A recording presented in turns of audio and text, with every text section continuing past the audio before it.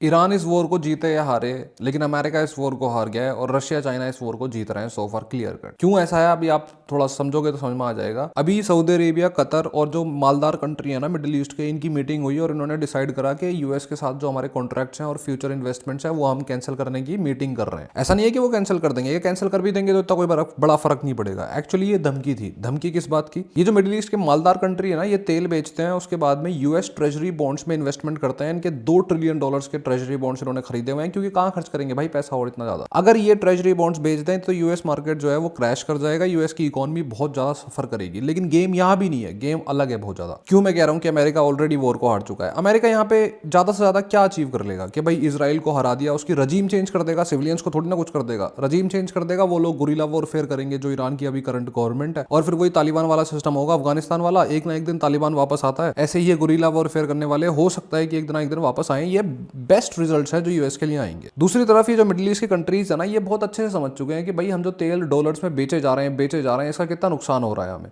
और ये चीज रशिया और चाइना लगातार कर रहे हैं 2023 से। इस बात की अंडरस्टैंडिंग को लेके आना, सुनना, अभी कॉम्प्लेक्स नहीं करूंगा, सिंपल समझाऊंगा। चाइना और रशिया ने ब्रिक्स की मीटिंग रखी थी, इन सब ने, मतलब इंडिया भी था उसमें ऑफकोर्स, ब्रिक्स का मेंबर। तो एक मीटिंग रखी गई थी और धीरे धीरे ये कन्विंस करने की कोशिश कर रहे थे मिडिल ईस्ट कंट्रीज को, सऊदी अरेबिया और बाकी कतर वगैरह को, कि भाई तुम सारा डॉलर्स में ट्रेड कर रहे हो, देखो इन्होंने क्या करा है डॉलर्स में, तुम सारा तेल जो है डॉलर्स में बेचते हो, बिजनेस करते हो, और कितना नुकसान होगा तुम्हें ध्यान देना। कि देखो इन्होंने रशिया यूक्रेन के वॉर के टाइम पे रशिया के $300 बिलियन फ्रीज कर दिए, इनके किसी काम नहीं आए। तो इन्होंने डॉलर को वेपन की तरह इस्तेमाल करा है, जो तुम्हारे अगेंस्ट भी ये वेपन की तरह इस्तेमाल करेंगे। जो तुमने इतने सारे डॉलर्स रख रखे हैं ना अपने पास में, और इतनी इन्वेस्टमेंट डाल रखी है, ये सब यूज करेंगे, ये तुम्हारा सारा पैसा बर्बाद हो जाएगा। इन्होंने रशिया को धोखा दिया है सो फार, तुम्हें भी धोखा देंगे। इस तरह से वो कन्विंसिंग कर रहे थे, जिस कन्विंसिंग से ईरान, इराक, इजिप्ट और काफी सारे कंट्रीज ब्रिक्स के मेंबर बन गए। लेकिन सऊदी अरेबिया नहीं बना था, उसने कहा था अंडर कंसिडरेशन है, हम इतना जल्दी क्लोज नहीं जाएंगे चाइना और रशिया के, यूएसए बढ़िया आदमी है। अब इस लफड़े के बाद में, इतने इकोनॉमिक प्रॉब्लम्स के बाद में, सऊदी अरेबिया और बाकी मिडिल ईस्ट कंट्री को समझ में आ गया कि यूएस जो है अपनी इतनी दूर से लड़ाई लड़ रहा है